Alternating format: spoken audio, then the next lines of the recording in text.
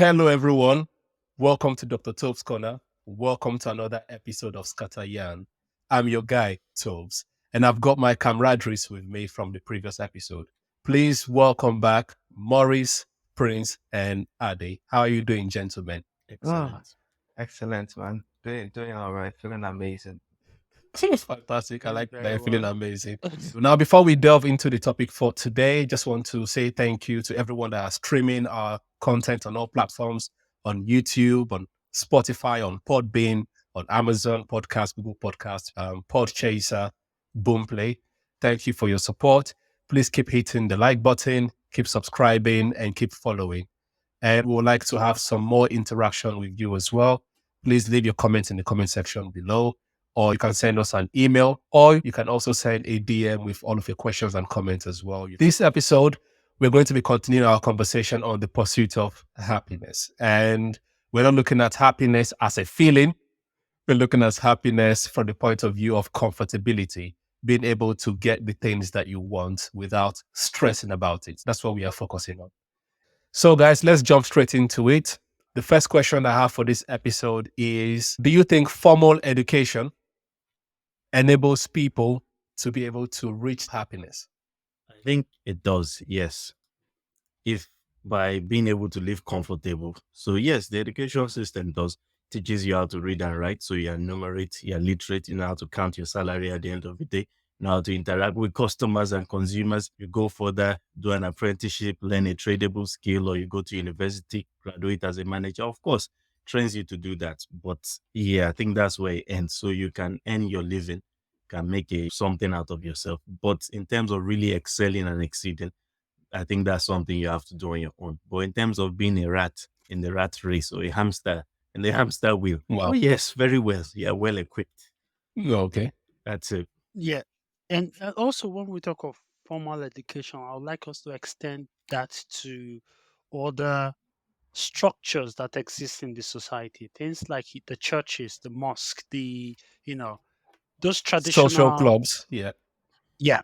So I think these also play a major role because incorporating several programs that kind of educate people on these could be very, very helpful. I remember a time ago, I don't know, we talked about this in one of the episodes.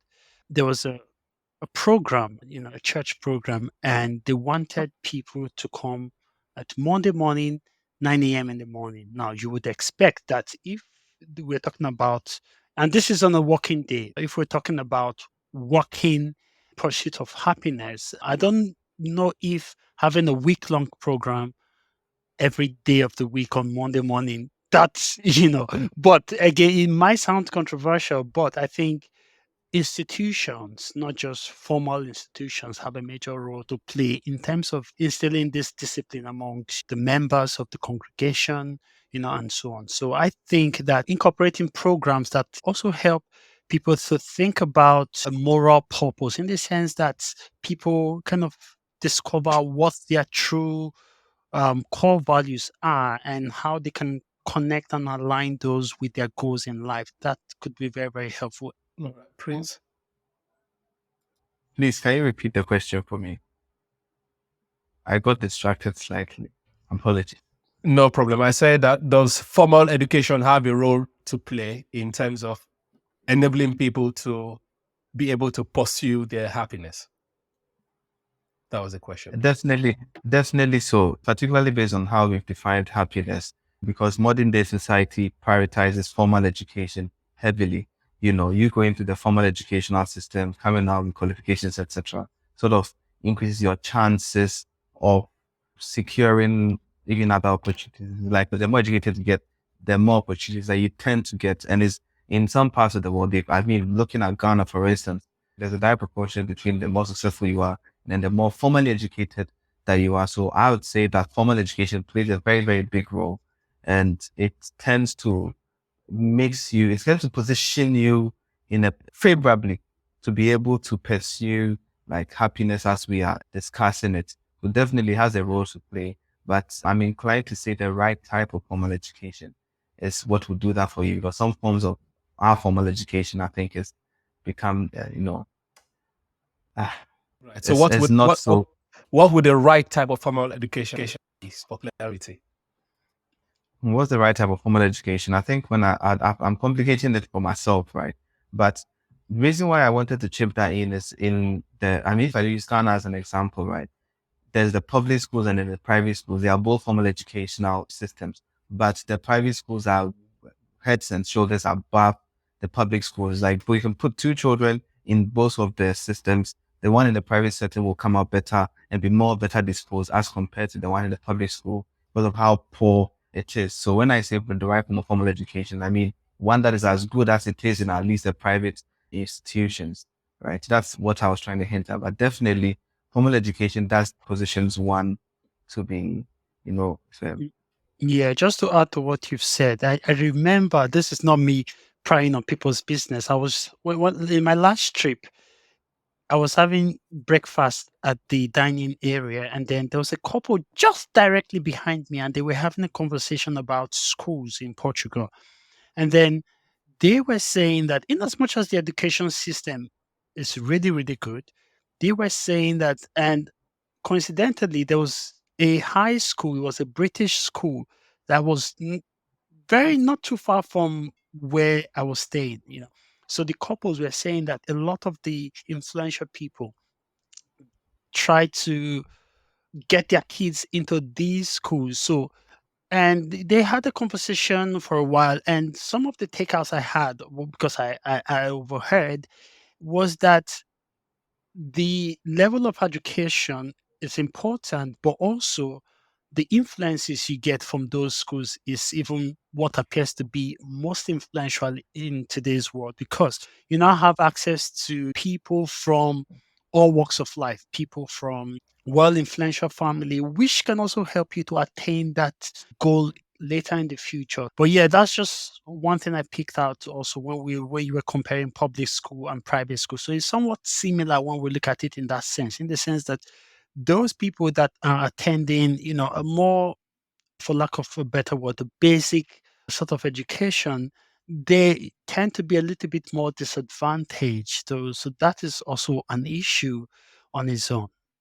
Right, right. So let's stick with formal education for now, right? Because everyone has agreed that formal education has a role to play in enabling people in achieving or pursuing their happiness.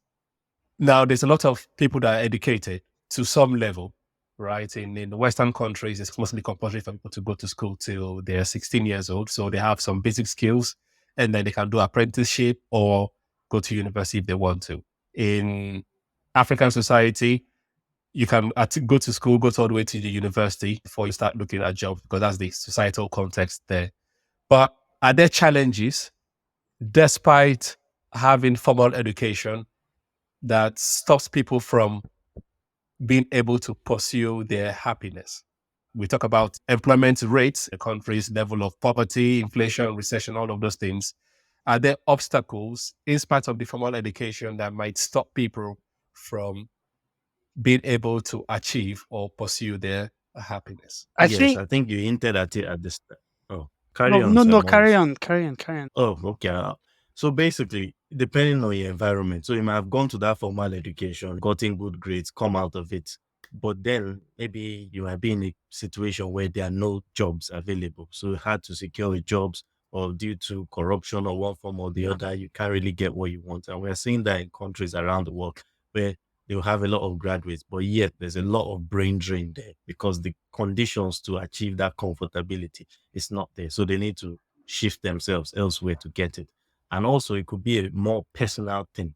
So, aside from just the system, so some people have argued modern workplace is geared towards extroverts, for instance. So, you maybe you're that kind of shy person, etc. You might not be the type to make a career in sales or whatnot. So, I think your personality as well, and of course, the economy where you're staying will play a role on that. Just to add to what you've said, I also think that when you have more access to education, it appears to broaden one's horizons in terms of how you see things. So, also things like the exposure. Remember, I think in the last episode, Toves, you mentioned something about we go to school to learn how to think, right? So, you're there, and what the educational system does is that, yes, it gives you a glimpse of some previously unknown facts and paths, but again, it also introduces a sort of perspective about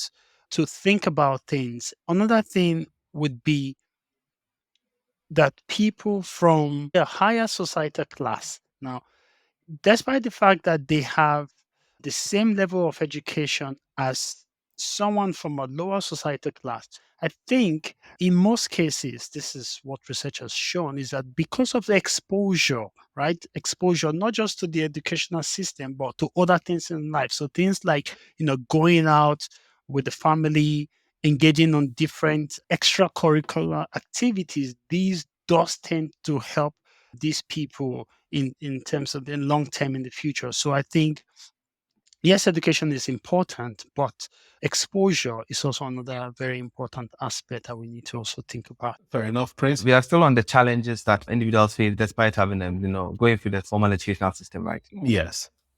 Right. I mean, the ills of our society tends to get in the way because, and I like to use these comparisons. I think I'll generalize it fairly. You can go to the formal educational system and still come out, and then there are some systemic chokes. I'd like to use that word.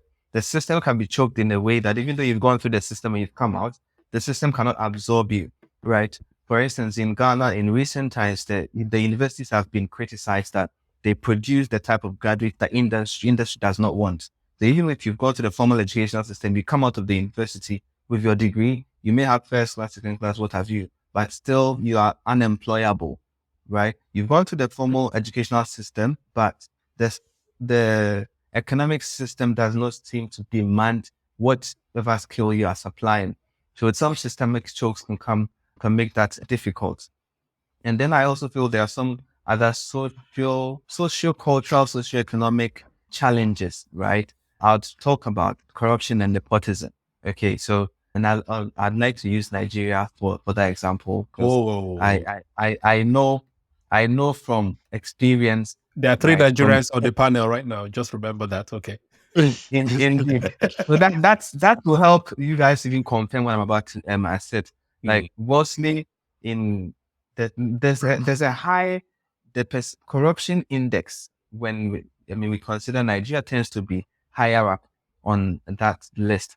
And then I know that few individuals can go to the formal educational system, right? And come out, and because they don't have some connections to certain corridors of power, they are not able to get some opportunities. And it's quite the same. I'm using Nigeria because in some of my interactions, it's quite higher there. You can go to the formal educational system in Ghana and come out and be in position that's above you and your qualifications, but it's purely because you have maybe a relative, a dad or a mother or an auntie as a minister. So nepotism, exactly, bro.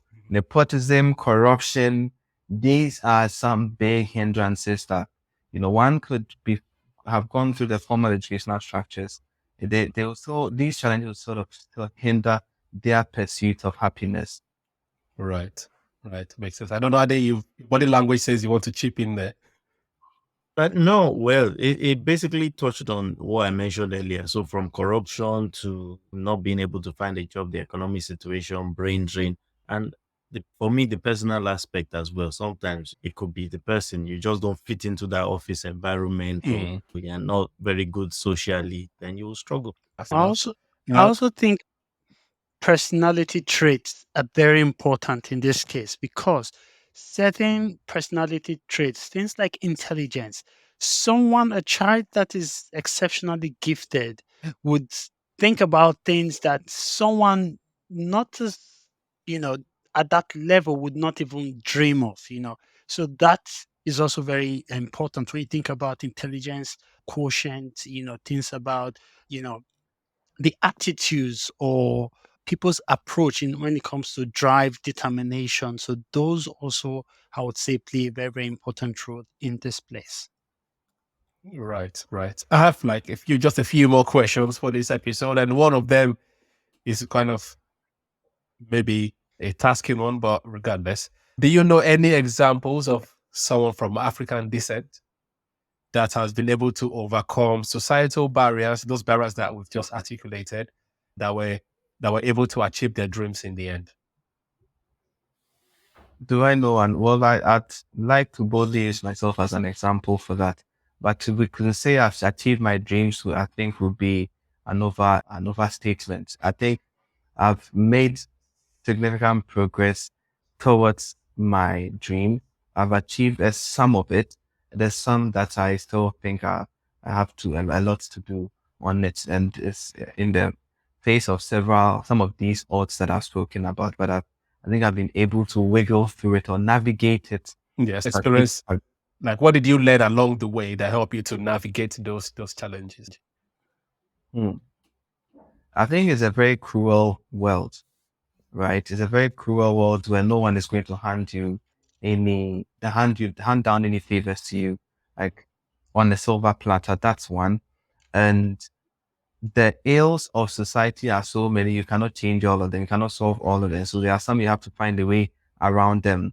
In Ghana, there are some things like there's nepotism, there's corruption. The corruption isn't good. We hope you'll go away someday, but at least for today, it's still with us. Nepotism is very, very high also. And so you find yourself being qualified, you could be in certain positions, but then because of nepotism, right? Well, that's favoring others and not yourself. Because of Pareto's, optimality, some people are being, getting some opportunities ahead of you based on their, political affiliation or the family they are from, or, some reasons such as that. So, it's quite a cold world. No one's going to hand you down favors. There are some ills of our society. You can't do away with them. You have to find a way around them. And you need to have a very high level of psychological resilience, right? Because there's countless times you want to give up on whatever it is you're pursuing. I think living in the UK, there are some things there was always times where you felt like giving up. But when I look at the intensity of the temptation to give up in Ghana, that is high, very, very, very high. I'll give a very basic example. So sometimes you have water issues, sometimes you have electricity issues. These are not challenges I had in the UK. So just the mere fact, imagine you go out there trying to hustle, grind, work on your dreams. You just get back home. You want to have a shower and have a rest. Water's not flowing. Soon as you just fetch bucket to take a shower, you lie down, turn on the fan, AC, lights go off for like 10 hours, right? And it's not coming back on. And then you have to really rethink that way. Like, is it really worth it being here? I have to contribute to the statistic on, brain drain.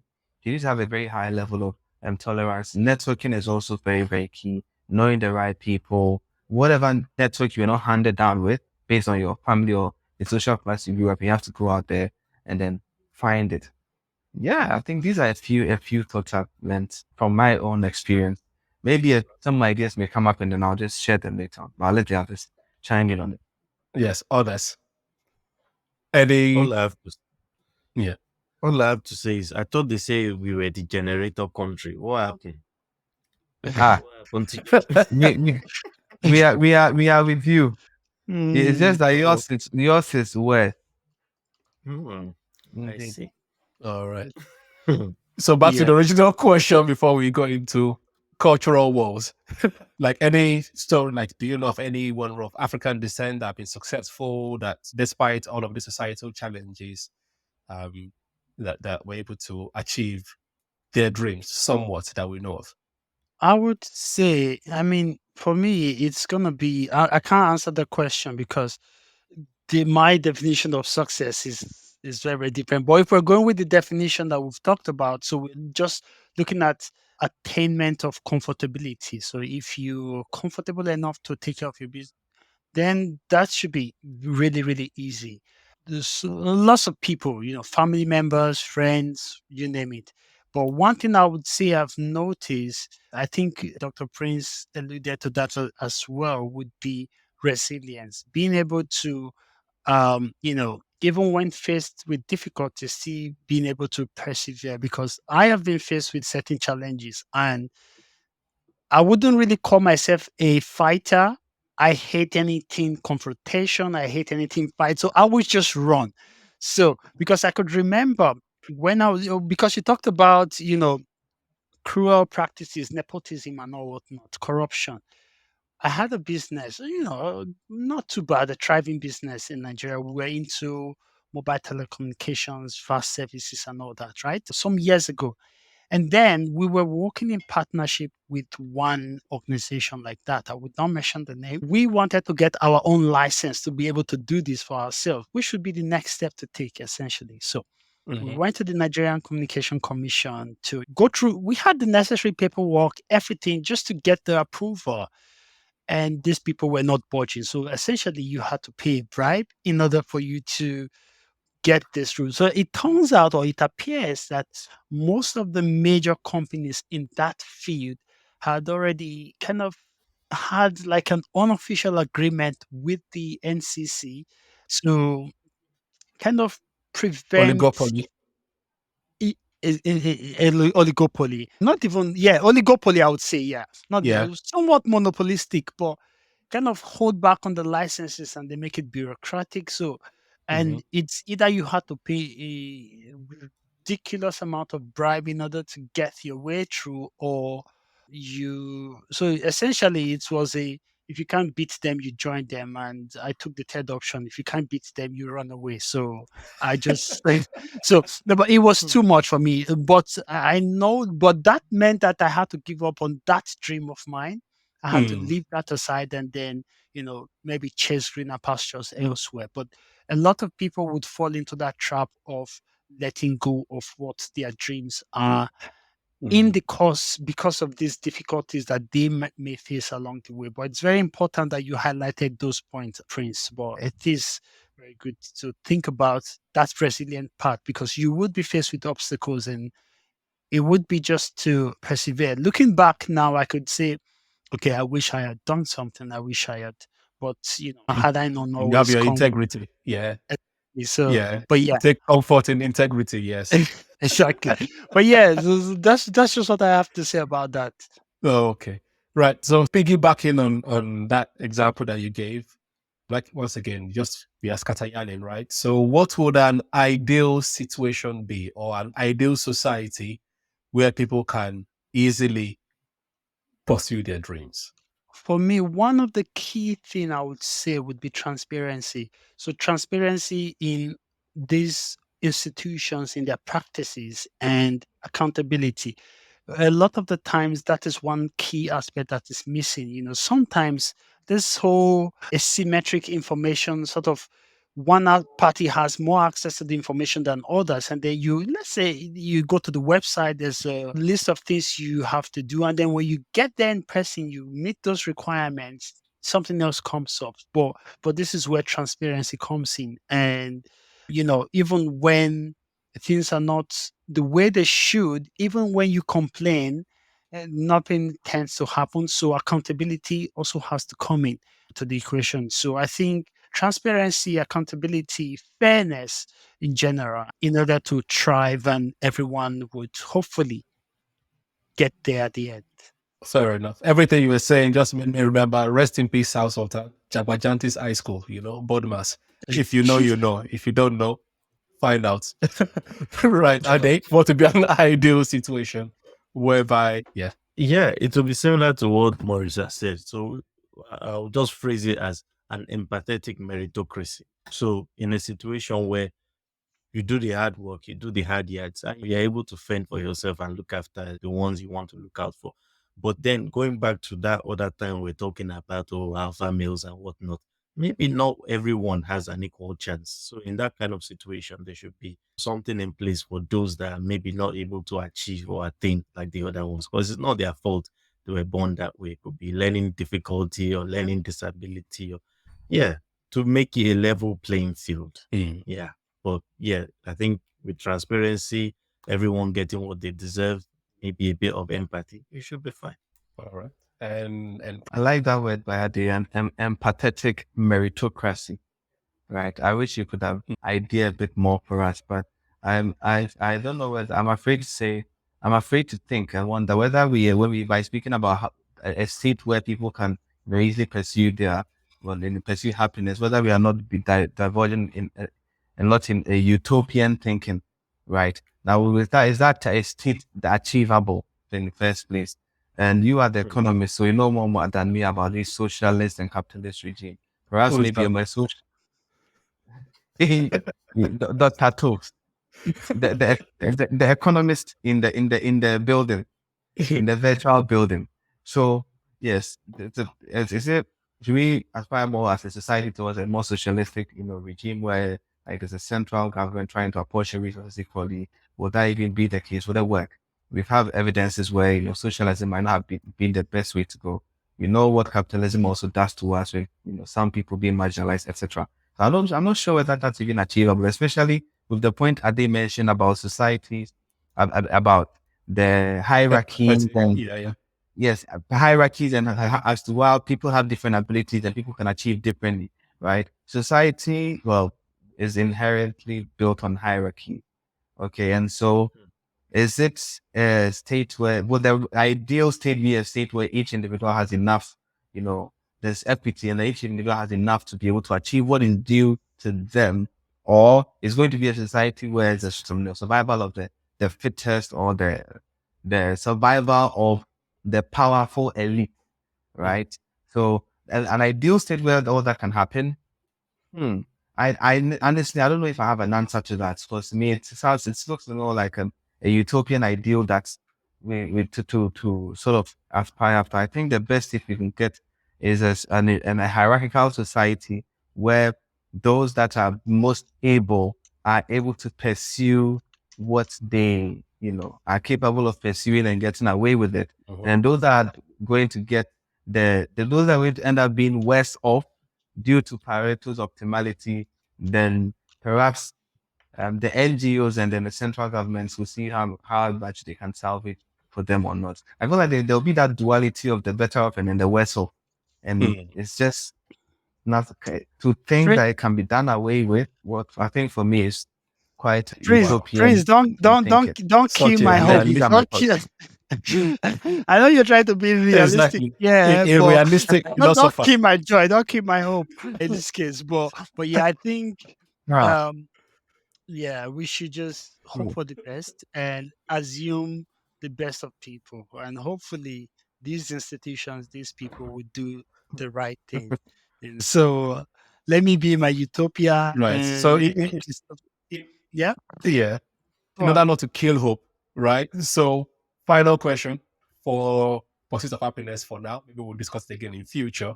What advice do you have for people that are struggling or people that are almost giving up pursuing their happiness? Right? What would be your advice? I know we've said resilience so far throughout the episode, this one and the previous one. Apart from resilience, is there any other advice that we can give?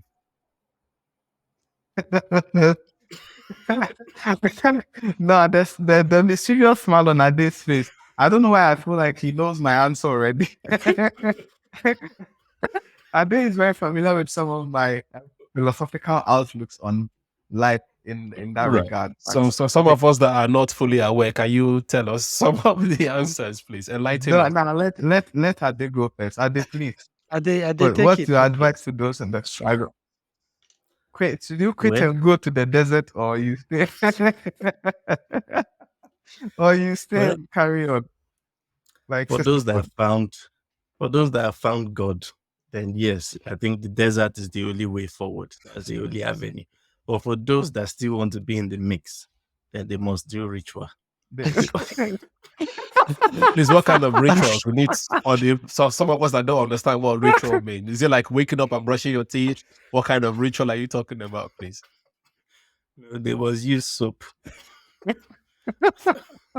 Okay, on a more serious note, now don't give up on your dreams. I won't be the person to tell anyone to give up, but there's that saying, where there's a will, there's a way. I know it all sounds very generic and pie in the sky. Keep pushing. Like we have in our midst here someone that he's tasted that jackpot life, but he decided no, he's going to go back and be of use to his society, even with all the struggles in there. So if he's not giving up and he won't give up, then there's always hope. No one celebrates those that give up. We celebrate the success stories, and people have done it before, so it can be done. Yeah. Right. I don't know Oh, if Ade answered your question or in fact, he answered some of it. Yes, I don't know. I feel my answer may be a bit gloomy. So I would go first before you. What do I say to those that are still pursuing their dreams, Or almost giving right? up. Yeah. Those that are almost giving up. Yes. Wow. That is a very personal question, and it's quite powerful, and in the sense of how it's framed. For those that are almost giving up, No, those that if are almost giving up, those that might or find it contemplating challenging. giving up. Yeah, exactly. Hmm. Yeah. Okay, I'll be as frank as I can. If you are giving up, or you're almost giving up, or feeling like giving up, contemplating giving up, I'll tell you that some of the things I do, and some of the things I've contemplated doing, right? Because, and the answer has to be generic. Really reflect on whether the path you are on is is that deep for you? Is it that meaningful a path for you? Right? Because if you are on the right path for yourself, okay, if you're on the path that is meaningful for you, you don't entertain thoughts of giving up.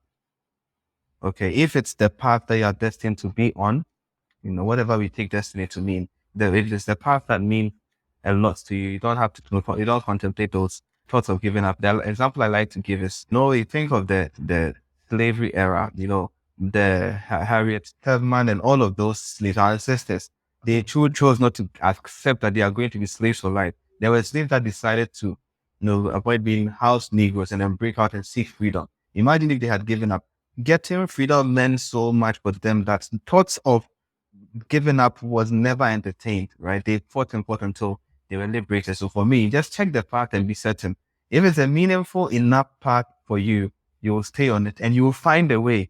If you can't find a way and you are not sure and you keep thinking whether you should give up, for me, giving up is not so wrong. For me, giving up on the wrong path is good.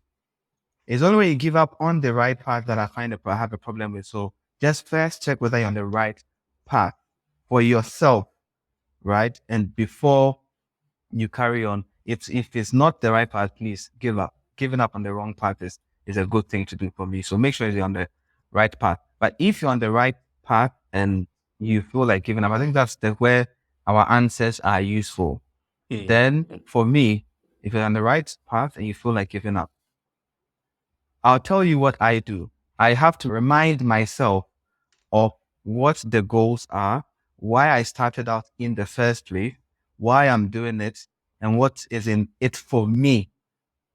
When I remind myself of these things, I'm able to march forth.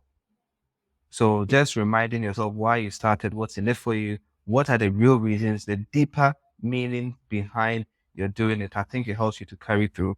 And there are points where you get to where no amount of self-talk would help.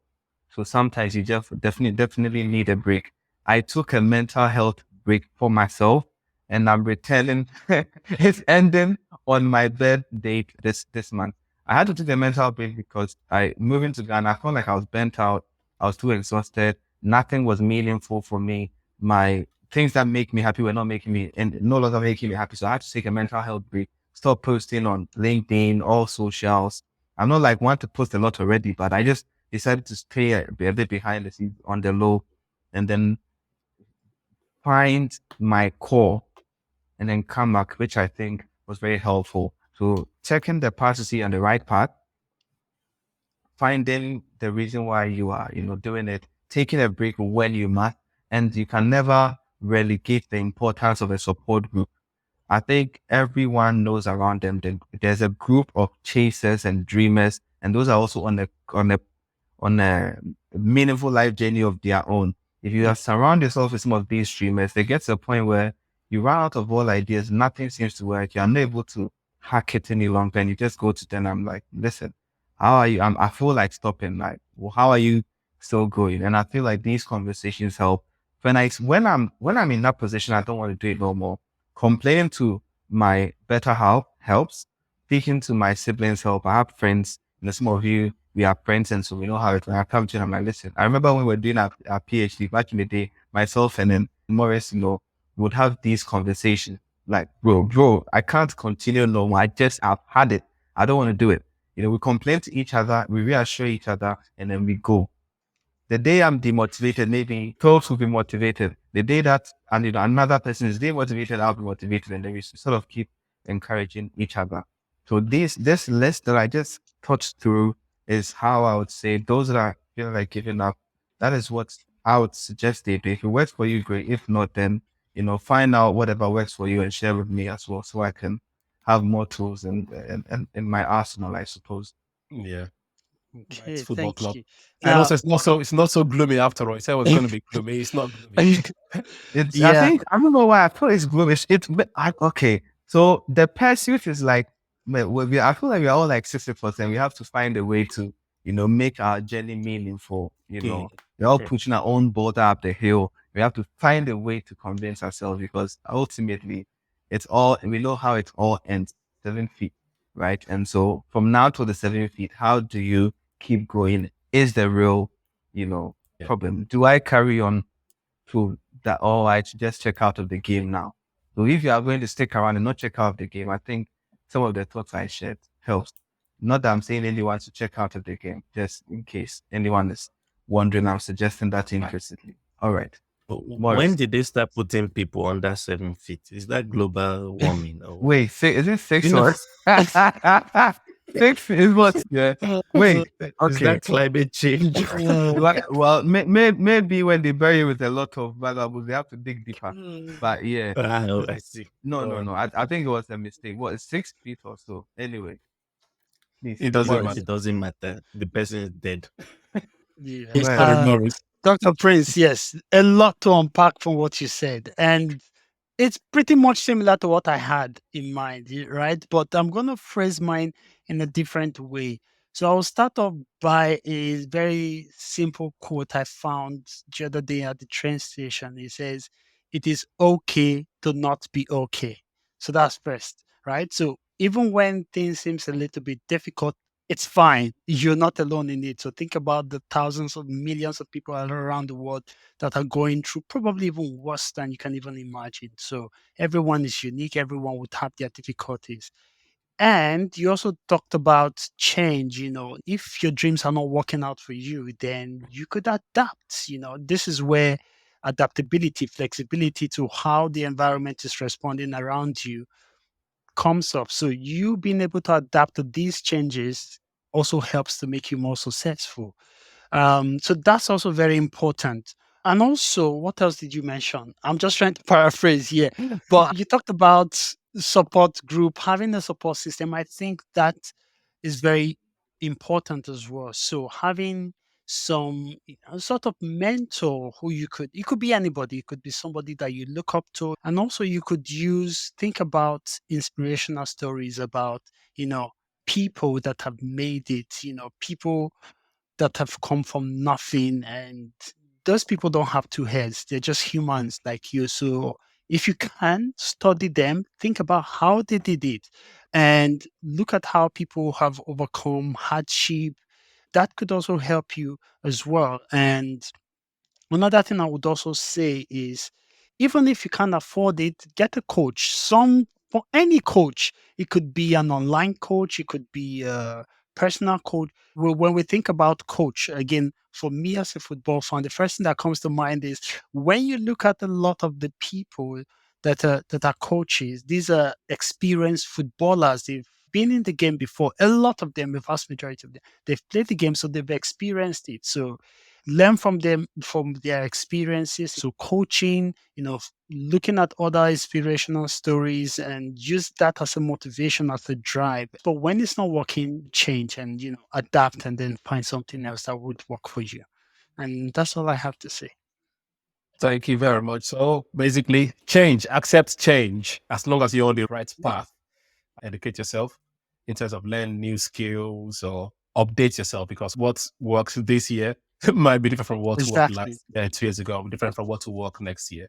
Right. On that lovely, jovely note, I'm going to say thank you, Ade. Thank you, Prince. Thank you, Maurice, for your contributions to this episode. It's been very, very inspirational, educational, and fun at the same time. So it's a good infotainment episode from my point of view. I hope that our streamers and listeners also feel the same way. Please, if you did, please press the like button. That would be great for us to increase visibility And even if you don't enjoy everything, just a little bit, still like it anyway, because we've given some nice tips. Not just nice tips, some nice information that'll be beneficial to others. Please leave your comment in the comment section below, or via emails or via DMs, whichever one is comfortable for you. And the next episode, use your brain. SCFR.